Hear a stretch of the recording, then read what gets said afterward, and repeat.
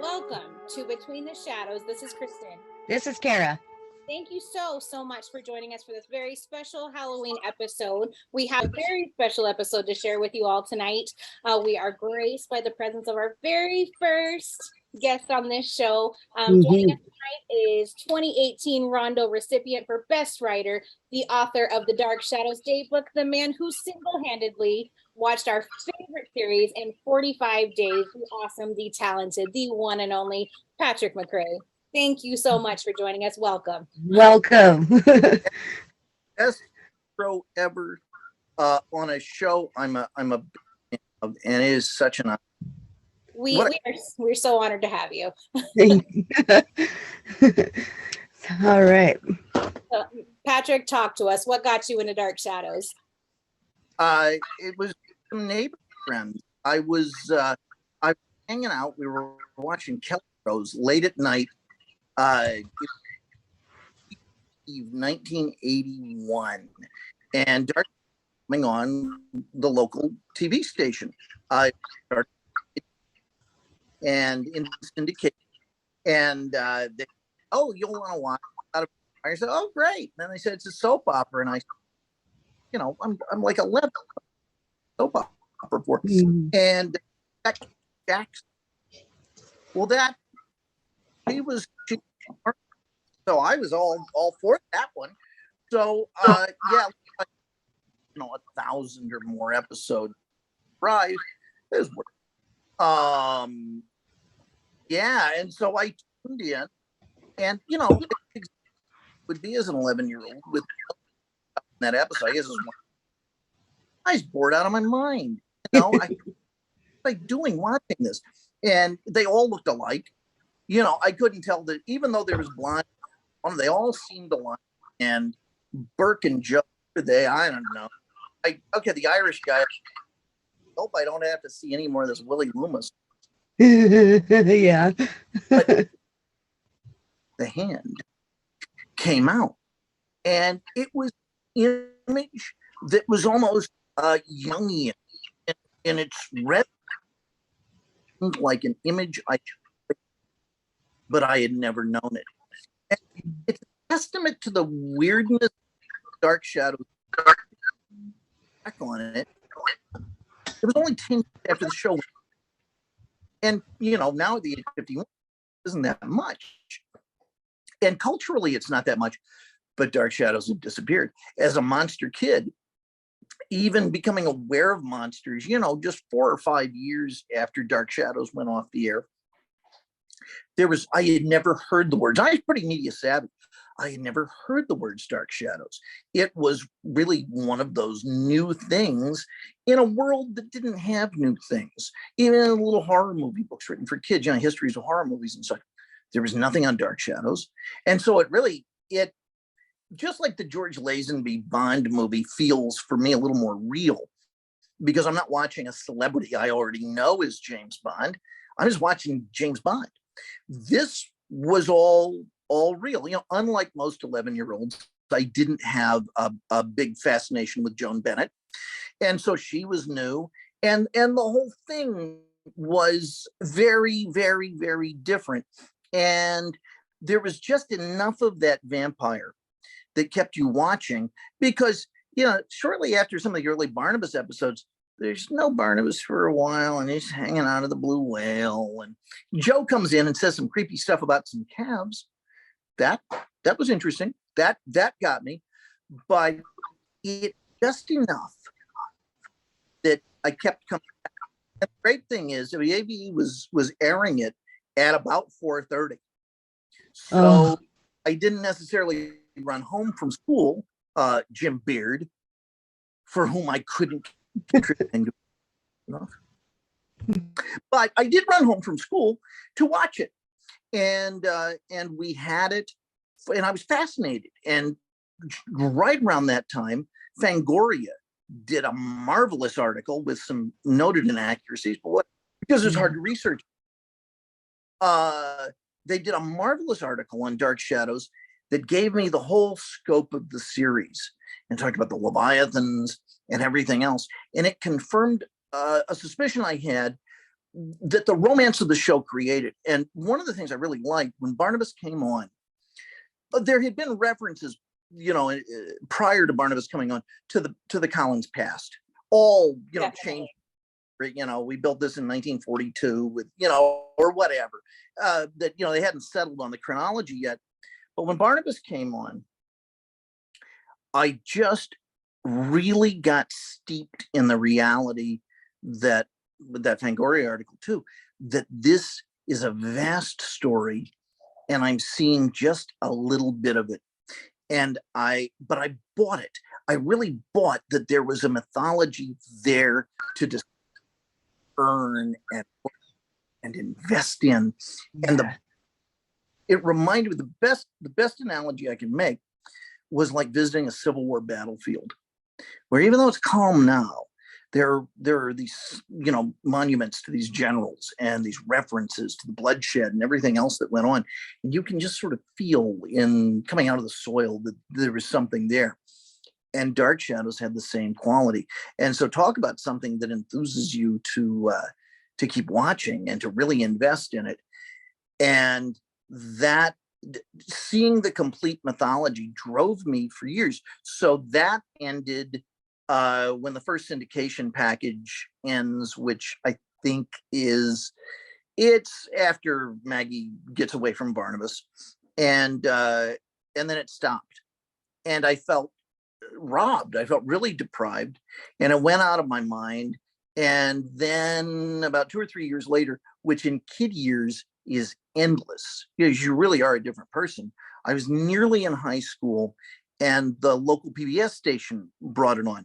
And the cool thing was that Roger Davis was a Louisville native. He was living half the time in Louisville. And so he did spots for it, for our PBS. Cool. Yeah, it was great. It was great. And Roger's a great guy. Got great record. Roger, and he was a big Louisville celebrity, because he was renovating hotels. He renovated the hotel where Tom and Daisy got married in Great Gatsby. I had no idea. Yeah. How cool. That is awesome. So we got more of it. And a few years later, far wiser. And I'm ashamed to say it, but I found it to be laughably bad because of the music editing. It was so abrupt. And there was something in my twisted little, 14 or 15-year-old brain that just was too cool for that. And so I stopped watching, went away. And the 1795 story is boring me to tears, which is about where it started. And everything looked like people. And maybe episodes that didn't have angels. And Barnabas is acting like the blue boy. Good evening, Miss Winters. That sort of thing. And I said, oh God, I just can't do it. So I went back to the hill. And something happened a few months later. I thought, well, I'll give it another shot. And we were into the Cassandra storyline. And I had not seen Angelique. I heard about her a lot, but I'd never seen her. And so it's still hard for me to get used to Laura Parker as a blonde. And I was fascinated. There was something about having a wife and having this wife. And Laura Parker was just a fascinating performer. Yeah. And there I was, started to get hooked, and I with it until it stopped in parallel time, because the last syndication package from World Vision reportedly was hugely expensive. And at that time I was working for the PBS affiliate, and my friends and I, because it was still before the internet, we would talk about, there got to be recordings out there somewhere. There's got to be. And I managed to get the last concordance, the 1841 parallel time concordance, which was amazing. I mean, it really talked about stuff I wanted to see. And at the time, we thought we would never see. So Dark Shadows at that time was a quest to see it all and to get it all. And any Dark Shadows fan you talk to, you got to go to a few conventions, little ones. We had all seen different parts of the show. So we were like historians putting together this mosaic. Mm-hmm. And it wouldn't be until the last videotapes came out that I got to see that. And consequently, I love that section of the series. Yeah. Hardest to find. it's all available.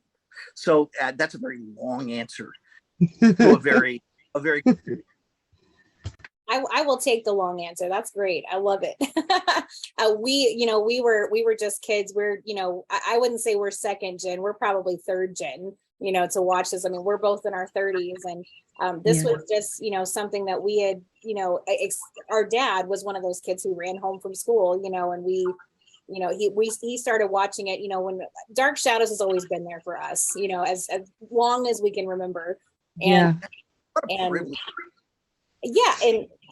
I mean, but when I was 15, that's when I really started to get into Dark Shadows, but we learned that it's geared towards, teenagers like that. So I mean, for the longest, I'm like, why though? Why am I so interested? And now I get it. It's like, well, it's geared towards those kids. No wonder I loved it at 15, Yeah. Has your relationship and your interpretation of the show changed over the years, seeing it as a kid and as a teenager and as an adult? Most definitely, yeah. I mean, kind of like Kristen was saying, like being so young, being introduced to it, it's hard to comprehend anything really. You just know what you see. But as you get older and you start to understand what's really going on, and it's fascinating. Like I'm hooked. I've been hooked. It's fascinating now that we really understand. Do you have a favorite character now? Would have imagined would have been a favorite character when you watched as a kid, as someone you appreciate much more as an adult than you did when you were younger? For me, I think it's Professor Stokes. Like, that's who I appreciate now that I'm in my mid-30s. Like, I think he's like one of the big reasons to watch the show. But when I was a kid, it was all about Barnabas. Oh, he's so handsome. He's so great. Oh my gosh, he can bite me anytime. But now that I'm older, it's Professor Stokes, because I love how freaking smart he is, I don't know if you have a different answer, Kara, but I do, and I'm gonna give her props, because I have never more understood a character more than right now. As hated as she might be, I give it to Angelique, for my opinion. Like, I just that she was the witch of all witches. She was just that, basically. But I have never understood a character more, being older and understanding it now, where she's coming from. As maniacal and evil as she is, you understand where she's coming from. So I have loved the understanding of and evolution of Angelique. Let me throw out I want to see what you think. Angelique, literally hero of the series. Are you with me on that? I'm with you on that one. I have to agree. Yeah. I mean, she evolved so much as a character. Like, she came on and we hated her because of what she did to the Collinses. But as the show progressed, and especially now that we're adults, we understand her. We understand most of why she did what she did. Yeah. But at the end of the day, she saved Barnabas too, and he was our favorite. So it's kind of like Barnabas. It's like you don't realize how human you really are, no matter what your affliction or curse may. They act so human all the time. Like, I love it. It's I completely agree.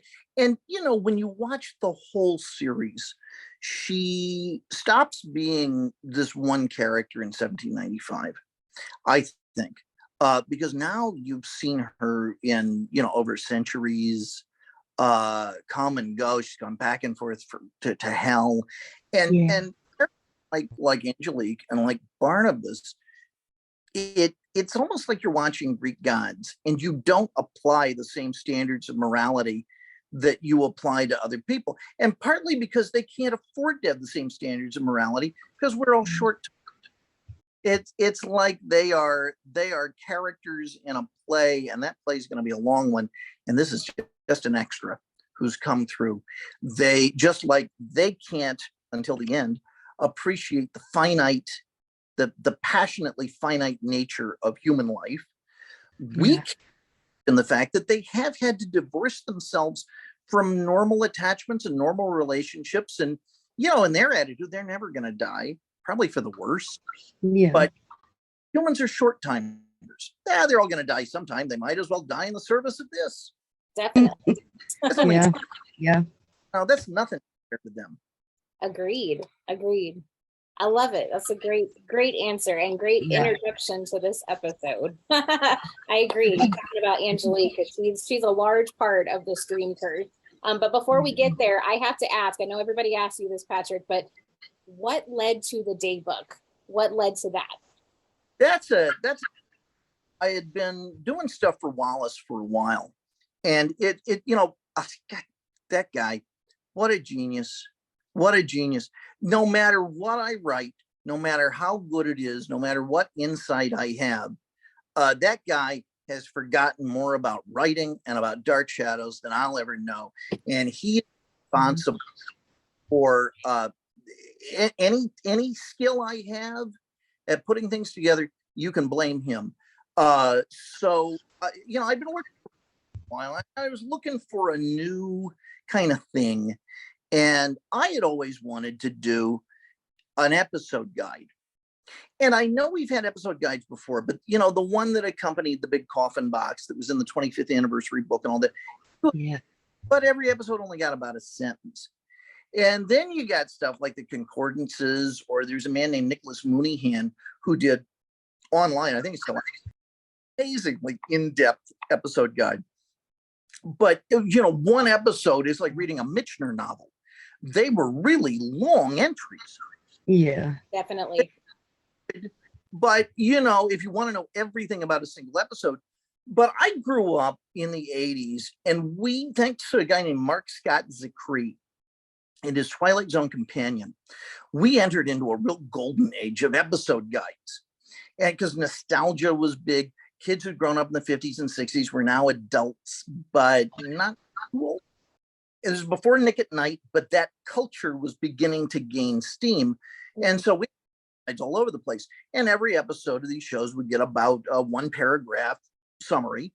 And sometimes there'd be a little analysis, but that would be it. And so I remember I first mentioned it to Kathleen Lee Scott about, what do you think? And she said, well, I've already done one. I said, yes. And I wrote what I was talking about. That was maybe 75 words. So it was maybe 3 times, each episode's 3 times as long. She said, oh yeah, I get it. And so then I mentioned it to Wallace, and I had to wake him up. It's like I'd given him a Somonax. She had no interest in it at all. It's Patrick, the stuff's already out there. And then he brought up this Daybook concept. And I thought, this man is crazy. He wanted me to, for one thing, at first with the Daybook, I was watching all of the episodes that were filmed on a given day. Right. And write all those episodes. And I said, Patrick, what I want you to do is I want you to write about these episodes. And I said, can there be a summary? Said, yeah, there can be a summary, fine. But what I want you to do is write about where the episodes fit in the overall arc of the story, but also give me lots of behind the scenes information. And I thought, on 1,225 episodes, there's a feat.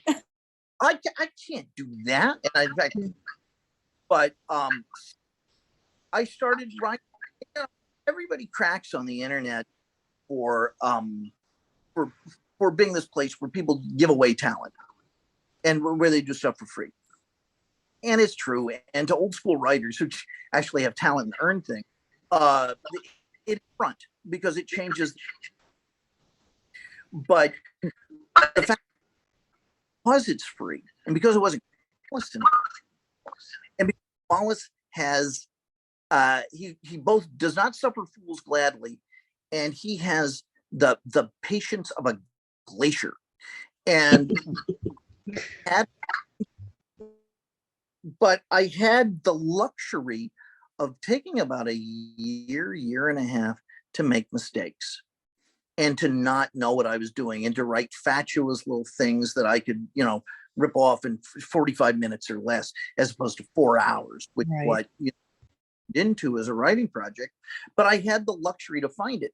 And I've been writing this thing for years. And I would ask Wallace, Wallace, how am I doing? That was a good one. But I could tell he had a really firm bit. I couldn't quite get it. And partly I didn't want to do the work, 'cause I'm lazy. And partly I just hadn't figured it out. And there was an episode that I wrote about, it was like 2017, 2018. I think it was maybe after I got the Rondo nomination. So I thought, oh God, you really gotta kick it up. But it was It's a lot of pressure. It is a lot of pressure. It's the episode where they come back from 1795. And as I was writing about it, for one thing, I was finally confident and comfortable with it. And it occurred to me, this is like a second pilot. This is a second, and it really was. And the characters are a little revived. And Julia's behaving a little differently towards Barnabas because, they're going to be bringing on a real villain and they're going to have to house. And analyzing it from that point of view, having that insight was just we've been filling the can with gas or hot air or something for quite a while. That was the spark. I remember Wallace wrote to me one of the best emails I ever got. And he said, "That's it. You got it." And God bless you for having such incredible, because in any other, I wouldn't have been allowed years to figure out what I was going to do. And after that, I had a model and I knew how to do it. That's wonderful. You and Wallace have done amazing work with that Daybook. I can't freaking put it down. Mm-hmm.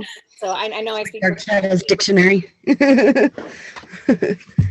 It puts my fandom to shame. So. So now, with that said, though, talking about the Dream Curse, everybody's got their opinion. But Patrick, are you a fan or not a fan of the Dream Curse? I'll take that dog day. Say that one more time. I missed you. I'll take head any day. The dog head on the stick. The Dream Curse. Well, I mean, it's Dark Shadows, so it's going to be good. It is ridiculous in some ways. I mean, the effects. It's a low point for the series, effects wise, but because nothing was really possible on Dark Shadows from an effects point of view, everything was possible. Because, you just accept that these special effects are going to be nothing compared to our standards, or even our standards back in the 80s. Oh, sure. Yeah. You just inure yourself to it, and then you realize, well, once I agree to watch this thing with lousy effects, and once I make the agreement that that's okay, suddenly the effects aren't bad. And suddenly watching the story, just like the writers gave themselves permission. They said, well, we don't have a budget any bigger than we did, but you know what? F it. We're going to do it anyway. And they did. And so I can watch a sequence like the Dream Curse sequence with out of two eyes.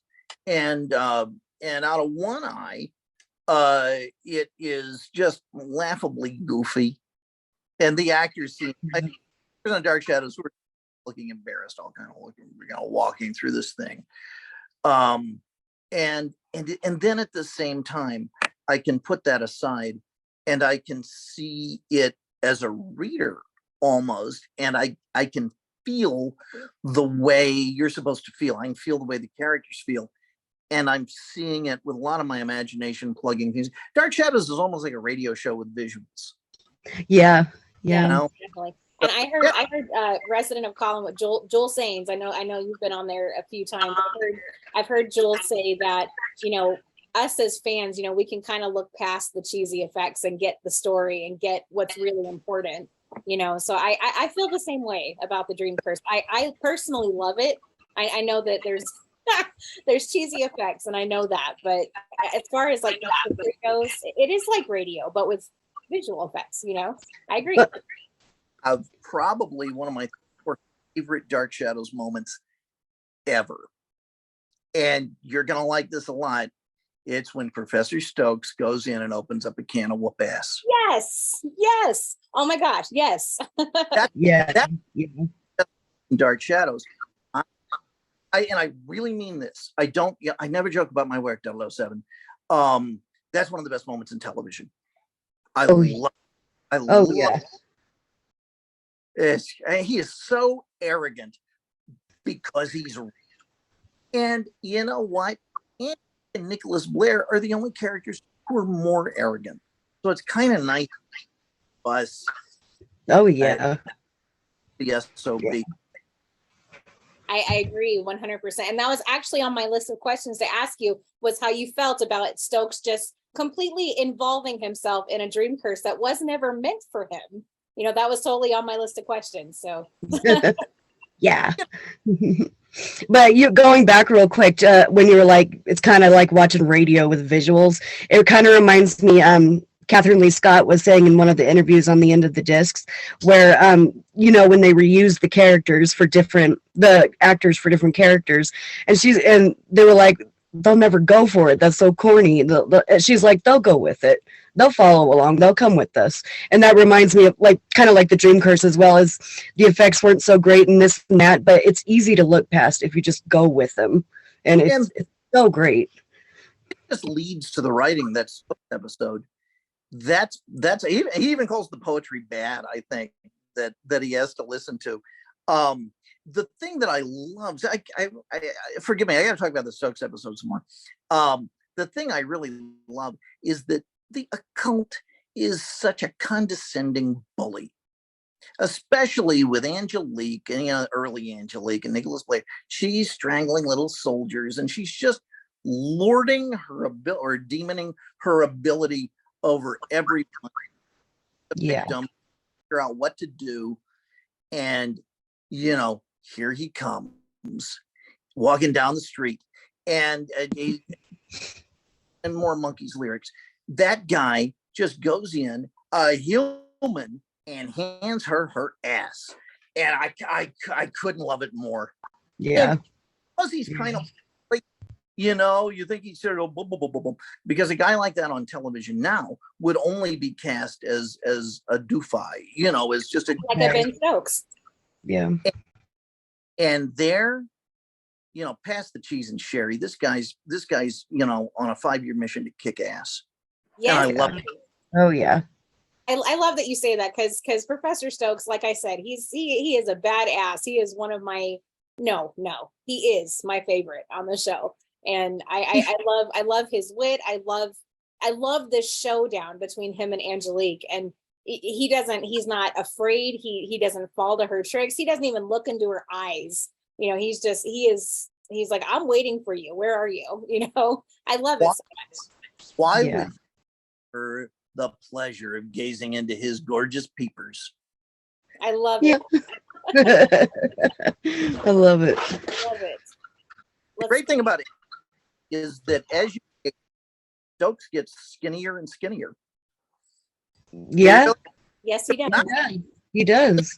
And here's one I'd love to get your opinion on. So the first time that Angelique cursed Barnabas, she said it with her supposedly dying breath, you know. Yeah. So why do you think she chose such an elaborate way to try to curse Barnabas again? Why didn't she just use her words again? Why was it so elaborate? In the dream curse?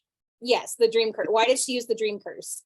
She's softening him up. She knows it's not going to kill him. And, you know, she's jealous. She is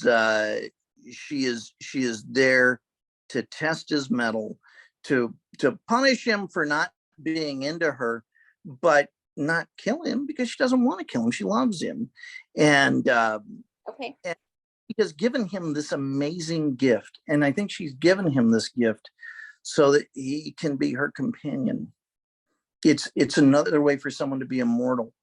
And that's one of those things that pays off in 1840, because suddenly you realize how far she's followed him and how much she's done. And, you know, I mean, Christ, she married Sky Rumson, for God's sake.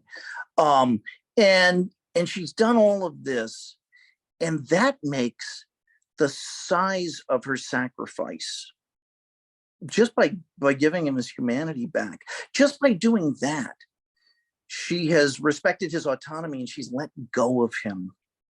And she's gone through so much. She's let go of loves the most to prove that she's learned what love is. And and that, so the dream curse is just her, you know, she doesn't know she's going to do that later. but it's a way to kind of keep him on his good behavior, but not kill him. Just you want to kill him, she just summon an head or something. Yeah. That's fair. And I buy that for sure. I buy that. You know, for me, I feel like, and this is just me, I felt like it was a way for him to, like, for her to get him to suffer. I don't know, because for us girls, you know, we love to hold a grudge. So but I feel like maybe that was her version of holding a grudge, but I don't know. That's just me. But And I just feel like with that specifically, I mean, she could have done anything. Like, if you think really broadly, I guess she could have picked any weird, crazy way to do it. But like, I agree with you. She, in the end, she didn't want to kill him. He wasn't going to die per se, you know. She's not going to let that happen. You know, in a way, even when he's being tortured by her, he is safer with Angelique around torture than he is anywhere else. And you know what she could have done? She just could have summoned another bat to knock on the door. She subscribed to the service, you know. So yeah, I agree. Which is also a moment of compassion. I don't know. Yeah. When it comes to Adam, because Adam kind of comes along in this dream curse somewhere, you know, he kind of, that's the other part of the freaking dream curse. When it comes to Adam, would you classify him as a monster, or would you classify him as like a victim of his circumstances, or what would you say? He's a total victim, because, you know, when Adam is this big infant, you know, his first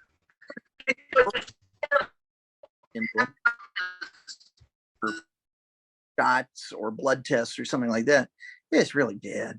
It's horrifying. Yeah, a little kid, that needle's like a turkey baster. And even though he's a big guy, you've just come into the world and Julia stabs you. So who knows if you know, the whole soul transferal thing is as painful as it looks on Barnabas coming out of him. It can't feel good going in. Certainly. And so we don't know what sort of, but he kind of gets over it.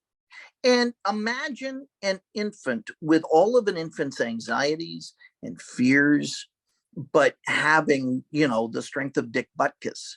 That's a scary thing, because, you know, it's pretty powerful. And you know, there's Willie even waving a chicken leg at you. What's that all about? And you like buttons and jewelry, but there's no QVC. So it's a rough life. And I think just when maybe he could have been okay, you know, Carolyn's got him stashed away. You know, here comes Nicholas Blair. And, you know, God knows Elliot, he doesn't have a problem with Elliot, because Elliot didn't try to stab him. And he's got the vocabulary cards and he's learning stuff. And I really think that without Nicholas Blair and Angelique, eventually, you know, Elliot would have introduced his nephew, and he probably would have hugged Barnabas. He would have thanked him, and he was, and maybe he even, with the proper introduction, would have said, "My God, what an incredible gift to live again." And instead of thinking he's a monster, because, you know, plastic surgery is going to clear up the scars. Those aren't permanent. Yeah. And with him, he's kind of, you know, he has a rakish quality. He kind of wears them well. And so Adam is totally a victim, but because you can't blame what he does as an infant, because he doesn't know what he's doing. Right. Right. And then by the time he's an adult, he's like a kid who gets into Ayn Rand. You know, you can't blame that kid. And this seems like a good idea at the time. But the kid gets really carried away with it. And you know, Nicholas Blair is the Ayn Rand of that universe. And so he gets his head filled with bad ideas. And the they can't really do it on Dark Shadows. I know they had to move on, and I know they could only hire so many actors at once in payroll, and it would have gone against the rules of the show. But I wish there had been a sweet resolution for Adam. I think that the reason Adam kind of looked on badly, one of the reasons, is that there really is no closure with that. Yeah, I agree. And that was something that I'm sure, like most fans, was really frustrating for me as well. It's like, he didn't stay locked away in Professor Stokes's room. I know we got a little bit of an epilogue, like on the coffin box set, we got like an epilogue for the end of that, but we didn't really get any resolution on that. And that was something that I felt was so big for the show that it deserves some resolution, So, there's a parallel, I imagine, where, because I think Frid was kept on notice a lot. Don't get too big. You think, guess what? Here's Maggie standing over you with a stake. You could go. I'm going to stake you again in 1897. Don't get a big head. Because I think that maybe the writers kept a lot of back doors, a lot of trap doors. And one of them is, what if Jonathan Frid's difficult? Well, Barnabas was planning on putting Barnabas's brain into Adam's body, and emerging, I suppose, is Adam Collins. And I think that was a little thing that they probably had in the glove compartment in the writer's room just in case. And I would have watched that series for a little bit. and talking about Adam, it kind of brings up the question for me. Before Adam actually came to life, before they did the procedure, Barnabas's plan was to introduce Adam as his cousin from England. How the hell was he going to pull that off? He had already said he was like the last remaining Collins from that part of the world. How was he going to pull that off? Would have told him the writers came up with it. I don't know. Except for my cousin, I forgot about him. I think what he would have done is he would have gotten Sam Evans. Was Sam dead by then? I don't know. To paint like a picture of Adam really fast in some sort of like popish garb of another, and stuck it into Collinwood somewhere, so that there's Adam Collins, your aunt. You don't remember Adam? And Roger Rankin, Asma Boozer. Oh yes, Adam. I remember that. Definitely, that was very good. When it comes to, let's see. So Cassandra using Tony Peterson. Now I have a theory. That Trask kind of used Peterson to accomplish, walling Barnabas up in the alcove and banishing Cassandra from existence. What do you think, Patrick? Sure. It makes sense. So suggest that Trask has a descendant in Tony. You think is that another level of that, just coincidence? See, I don't know. See, I think it's not just a coincidence. There's so very little on Dark Shadows that is a coincidence. And I think it's go ahead. Absolutely. And I'll tell you, if I were going to do a new Dark Shadows, the one thing I would definitely do, speaking of Trask descendants, is it's too rich, it's too good, and they're too averse to coincidence to not make Julia Hoffman Julia Trask. Oh, that's a good one. Okay, elaborate just a little bit. I want to hear this. Well, that this is a brilliant family, and that this hysterical theistic thug would eventually find a descendant in someone who would not only be in love with Barnabas, but also do a far more effective job at trying to do him in. I mean, Julia almost does it, more than once. She certainly does. And yet, I've gone blind. She's back. Okay. Me, but that the irony of this family evolving into a hardcore, no nonsense, secular materialist doctor who has a great interest in the occult, but not for evil, which would drive him crazy. but rather to defy the state that will, in Trask's mind, send you to heaven. She's like, no, life is good. And when we first meet her, fascinated with the possibility of ending life, of defining life. And it is everything he would hate. And I think then, Trask eventually encountering her, and just the circularity of it feels right. Okay. Yeah. No, I dig that too. I dig it. I think Stokes should be brought. Willie is Stokes' bad brother. I would do that in a remake as well. That's good. I mean, like in the revival series, it's Ben Loomis and not Ben Stokes. So I mean, I could dig that. I actually liked that twist in the revival. I actually liked that connection that they did. It was very Jim Fife. I can't say enough good things about. I think he's just marvelous. He's perfect. I love him so much. Perfect. So good. Let's see. So here's a good one. So at the end of the day, Julia Hoffman is the one who cures Barnabas. She is the one who the experiment is successful. And it wasn't Lang, it was Julia. So thoughts on that? What you talking about, Willis? What do you mean? Like, we know it was Lang's plan, but Lang ultimately failed. Lang ultimately failed in bringing Adam to life, but Julia is the one who got Adam to live. So, I mean, okay. I mean, it's an interesting way to look at it, but it's, I mean, that's like saying, okay. I mean, we're not gonna get in, we're not gonna rough it up. We're having no. Time. But is Lang's plan.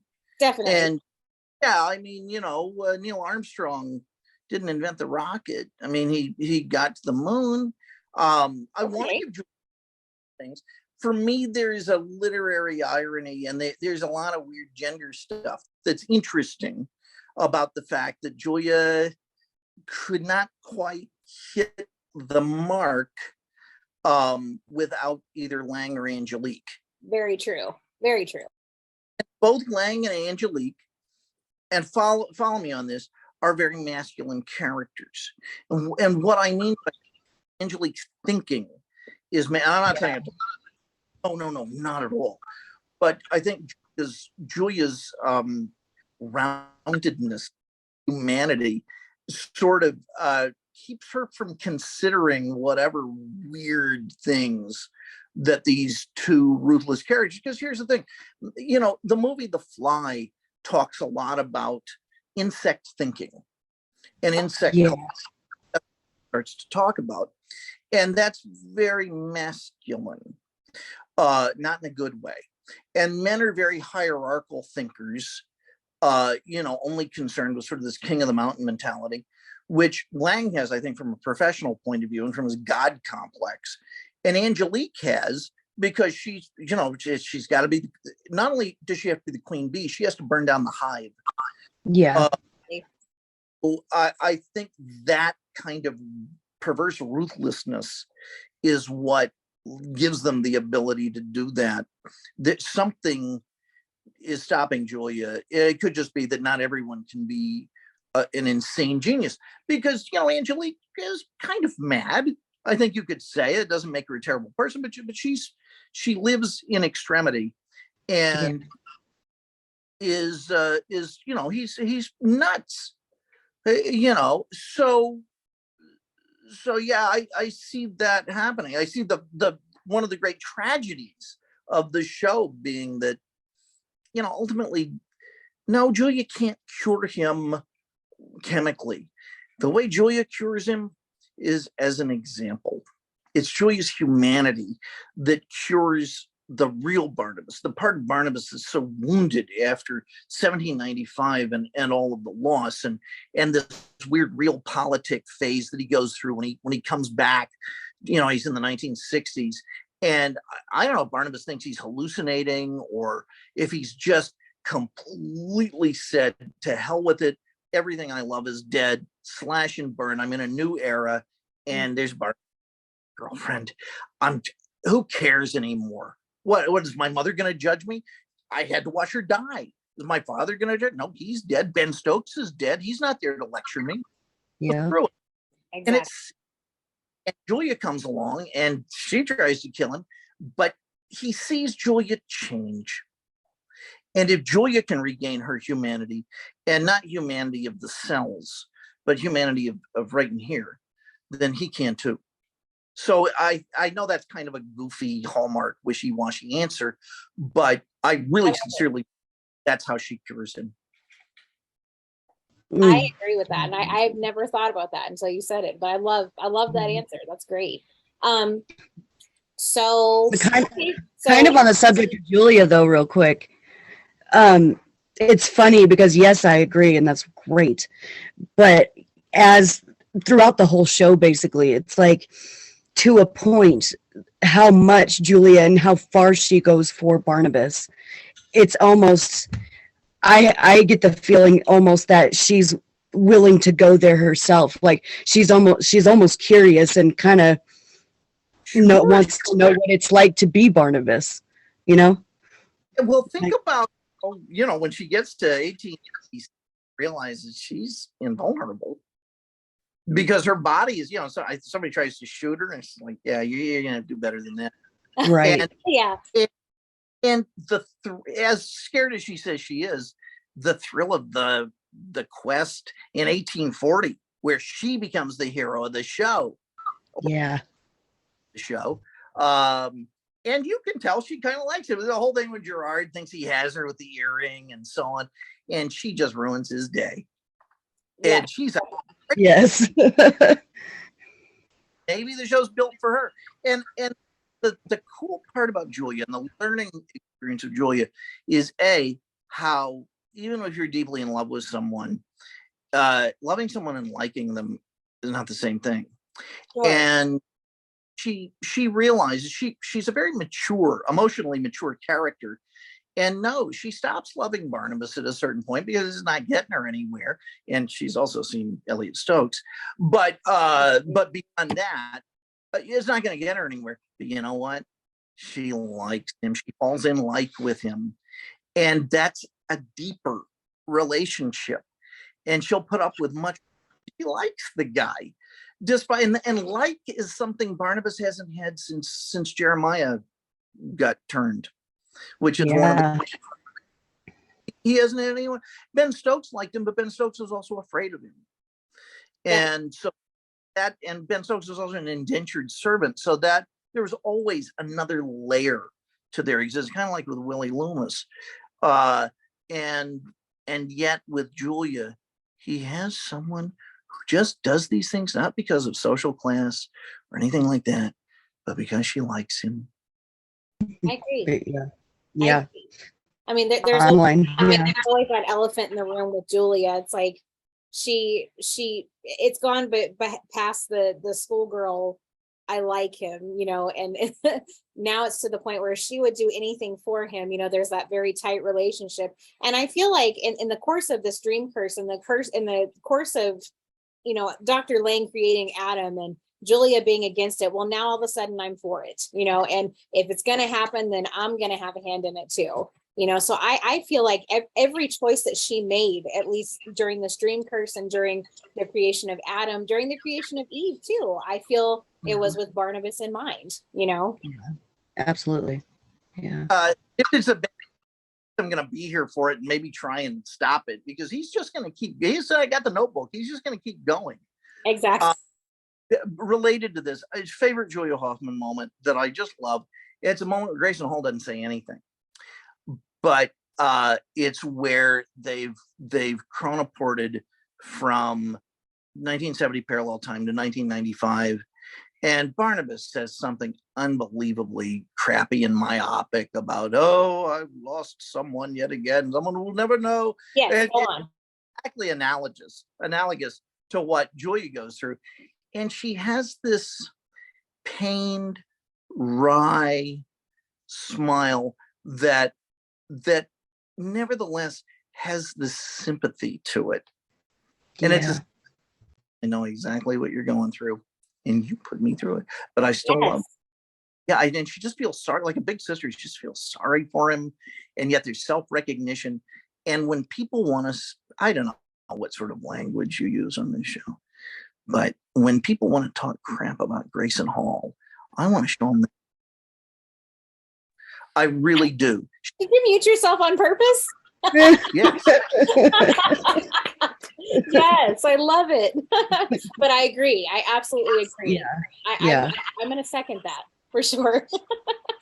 We're talking about Grayson Hall. We got to bring up, we were talking about it earlier, but there's this one scene where Vicky and Julia are in the drawing room at Collinwood, and Vicky is just sobbing and crying, and Angelique walks in, Cassandra walks in. She has the nerve to ask Vicky why she's crying, and Grayson says not a word.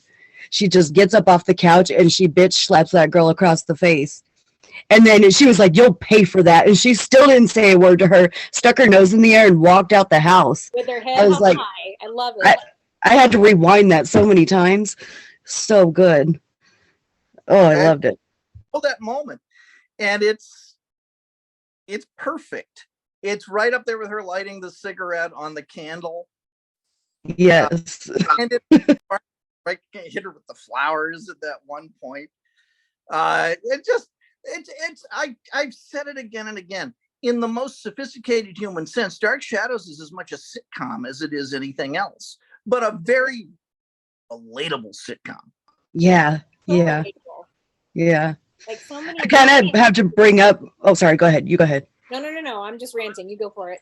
It what you said just now, Patrick. It kind of reminds me of what Dana Gould said in the book about comparing them to the Kennedys and how they gave them, if anybody in America, any American family could give them a run for their money in the suffering Olympics. I loved that.